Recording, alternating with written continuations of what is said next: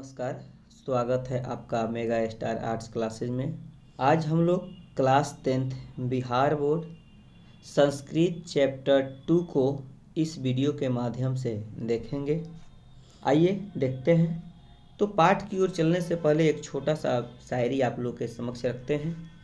टूटने लगे हौसले तो याद रखना, बिना मेहनत के तख्ते ताज नहीं मिलते।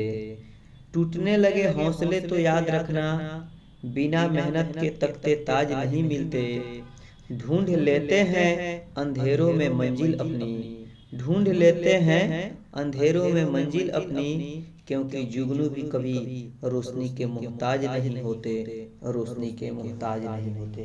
तो चलिए आइए दोस्तों, बिना समय व्यर्थ किए हम लोग पाठ की ओर चलते हैं।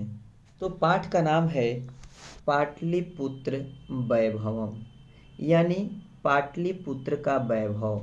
यानी प्राचीन समय में हमारा जो पाटलिपुत्र है, जो पटना आज हम लोग कहते हैं, इसका गौरव कैसे रहा है, आइए इन्हीं के बारे में हम जानकारी प्राप्त करते हैं। तो कहा जाता है कि बिहार राज्यस्य राजधानी नगरम पाटलिपुत्रम सर्वेषु कालेषु महत्वधार्यत। अस्य इतिहास सार्धसहस्रवर्ष परिमित वर्तते। यत्र अत्र धार्मिक क्षेत्रम, राजनीतिक क्षेत्रम, उद्योग क्षेत्रम च विशेषण ध्यानाकर्षणम। कहा जा रहा है कि बिहार राज्य की राजधानी पटना शहर सभी समयों में महत्वशाली रहा है। इसका इतिहास 2500 वर्षों का है। यहाँ धार्मिक स्थान, राजनीतिक स्थान और औद्योगिक स्थान विशेष रूप से आकर्षण का केंद्र सभी समयों में रहा है। तो पाटलिपुत्र का जो इतिहास है कितना वर्ष पुराना है, तो 2500 वर्ष पुराना है, इसको ध्यान में रखना है। चलिए अगली पंक्ति में कहा जाता है वैदेशिका यात्रिना, यानी कौन कौन से विदेशी यात्री जो है हमारे बिहार में पाटलिपुत्र में भ्रमण करने के लिए आए हुए हैं, उनको देखते हैं। मेगास्थनीज फाइहान वेनसोंग एतेसिंग प्रभृत्य पाटलिपुत्रस्य वर्णम स्व संगमरन ग्रंथेषु चक्रुः। पाठे अस्मिन् पाटलिपुत्र वैभवस्य सामान्यः परिचयो वर्तते। यानी इस पाठ में जो है विदेशी यात्री कौन थे, कौन कौन से विदेशी यात्री थे, तो मेगास्थनीज, फाइहान और वेनसोंग तथा एत्सिंग आदि ने पटना का वर्णन अपने अपने ग्रंथों में किया है। यानी समान रूप से, पूरा विशेष रूप से परिचय नहीं दिया है, लेकिन समान परिचय हम लोग जानेंगे कि इस पाटलिपुत्र के इतिहास कैसा रहा है। कहा जाता है प्राचीनेषु भारतीयेषु नगरेष्वन्यतमं पाटलिपुत्र नुगरं गंगम वसुद्विचित्रं महानगरं बहु। तद्विषये दामोदरगुप्तो नामः कवि कूटनिमन्ताभय काव्य कथयति। यानी प्राचीन भारतीय नगरों में अग्रणी पटना गंगा किनारे बसा विचित्र महानगर है। इसके विषय में दामोदर गुप्त नामक कवि ने कूटनिमन्ताख्य काव्य में कहा है कि एक दामोदर नाम के गुप्त एक कवि हैं, जिनके द्वारा लिखा गया एक काव्य है जिसका नाम है कूटनिमन। क्या नाम है? कूटनिमन। कहते हैं अस्ति महितल तिलकम सरस्वती कुल गृहम महानगरम नान्या पाटलिपुत्रम परिभूतपुरदरम स्थानम। यानी पृथ्वी पर पाटलिपुत्र नामक नगर शिक्षा और वैभव की दृष्टि से अति गौरवशाली इंद्रलोक के समान है। यानी कूटनिमन नामक जो पुस्तक है उसमें दामोदर गुप्त ने लिखा है कि पाटलिपुत्र जो है इस पृथ्वी पर शिक्षा के वैभव में गौरवशाली है और इंद्रलोक के समान है। कहते हैं इतिहासे श्रुते यत गंगयास्ते बुद्ध काले पाटलिग्राम स्थित आसीत् यत्र च भगवान बुद्ध बहुकृत्वः समागत तेन कथितमासीत् यद ग्रामोऽयं महानगरं भविष्यति किंतु कलस्य अग्निदहस्य जलपुरुषस्य च भयात् सर्वदा क्रांत भविष्यति। इतिहास में सुना जाता है कि भगवान बुद्ध ने के समय गंगा नदी के तट पर पाटली नामक ग्राम अवस्थित था और भगवान बुद्ध कई बार यहाँ आए थे।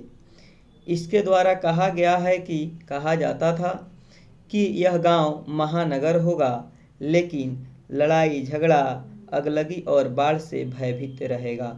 यानी पहले ही इस बात की भविष्यवाणी कर दी गई थी, जिसमें आज हम लोग देखते हैं कि सच में जो है लड़ाई झगड़ा तो होता ही है और हमेशा यह बाढ़ से पीड़ित रहता है और हमेशा एक भय बना हुआ रहता है।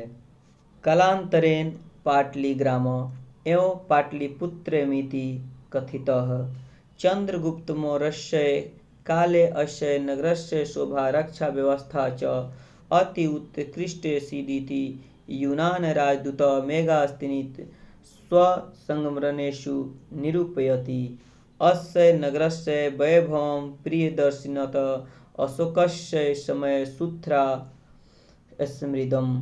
यानी अशोक के समय में जो है बाद में यही पाटलिग्राम पाटलिपुत्र नगर के रूप में प्रसिद्ध हुआ और चंद्रगुप्त के समय में यानी जिस समय चंद्रगुप्त का राज था उस समय इस नगर का शोभा तथा रक्षा व्यवस्था अति उत्तम थी, जिसका वर्णन यूनानी राजदूत मेगास्थनीज ने अपनी आत्मकथा में लिखा है।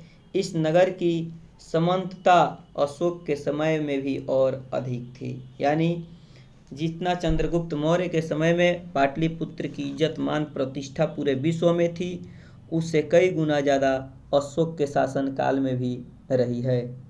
बहुकालम पाटलिपुत्रस्य प्राचीना सरस्वती परंपरा परवप्रत इति राजशेखर स्वकाव्यमीमांसा नाम के कवि शिक्षा प्रमुखे ग्रंथे सादरम स्मृति। बहुत समय तक पाटलिपुत्र की प्राचीन शिक्षा परंपरा चलती रही। यह राजशेखर नामक कवि ने अपनी काव्य मीमांसा ग्रंथ में आदर पूर्वक वर्णन करता है। यानी राजशेखर के द्वारा लिखा गया पाठ कौन सा है, तो काव्य मीमांसा नामक ग्रंथ के लेखक कौन है, तो राजशेखर हैं। अत्रो पवर्ग वर्षाभि पानिनी पीगलाभि व्याड़ी वर रूपी पतंजलि इह परीक्षिता ख्याति मुख्य जंपो। यहाँ हर वर्ष पानिनी पिंगल वर रुचि पतंजलि लोग के ने ख्याति पाई है। कतिपयोषि प्राचीन संस्कृत ग्रंथेषु पुरावादिषि पाटलिपुत्रस्य नातरंत्रम पुष्पपुरम कुसुमपुरम वा प्राप्यते। अन्य ज्ञायते यत्र नगरस्याय समीपे पुष्पाना बहुपुष्पानां भवति स्म। कुछ प्राचीन ग्रंथों तथा पुराणों में पाटलिपुत्र का दूसरा नाम पुष्पपुर तथा कुसुमपुर भी देखने को मिलता है। इससे पता चलता है कि नगर के समीप फूलों का उत्पादन अधिक होता होगा। इस कारण से पाटलिपुत्र का नाम कुसुमपुर और पुष्पपुर भी रखा गया है। पाटलिपुत्रमिति शब्दो अपि पाटल पुष्पाना पुलकित पुतलिकार रचनामाश्रित्य प्रचलति। शरदकाले नगरे अस्मिन् कैमोदी महोत्सवः इति महान् समारोहः गुप्त वंश शासन काले अतीव प्रचलितः। तत्र सर्वे जना आनंदमग्ना अभून्। सम्प्रति दुर्गा पूजावसरे तादृश एवं समारोह दृश्यते। यानी पाटलिपुत्र शब्द भी गुलाब फूलों के नाम का आश्रय ले रखा गया, ऐसा पुतलिका रचना में वर्णित है। गुप्त वंश के शासन काल में इस नगर के शरद ऋतु में कैमुदी महोत्सव के अति प्रचलित था। इस अवसर पर लोग अति प्रसन्न रहते थे। इस समय दुर्गा पूजा के अवसर जैसा दृश्य देखने को मिलता था। यानी शरद ऋतु में कैमुदी महोत्सव कब मनाया जाता था? शरद ऋतु में। कैसा? जिस तरह आज के युग में हम लोग दुर्गा पूजा मनाते हैं, वैसे ही पहले कैमुदी महोत्सव मनाया जाता था। कालचक्रवशात् यद्यपि मध्यकाले पाटलिपुत्रं वर्षसहस्रमितं जीर्णानापूर्णं तस्य संकेते अनेकेषु साहित्यग्रन्थेषु मुद्राराक्षसादिषु लभ्यन्ते। मुगलवंशकाले अस्य नगरस्य स्मृतिद्वारो जातः। आङ्ग्लशासनकाले च पाटलिपुत्रस्य सूत्राविकासो जातः।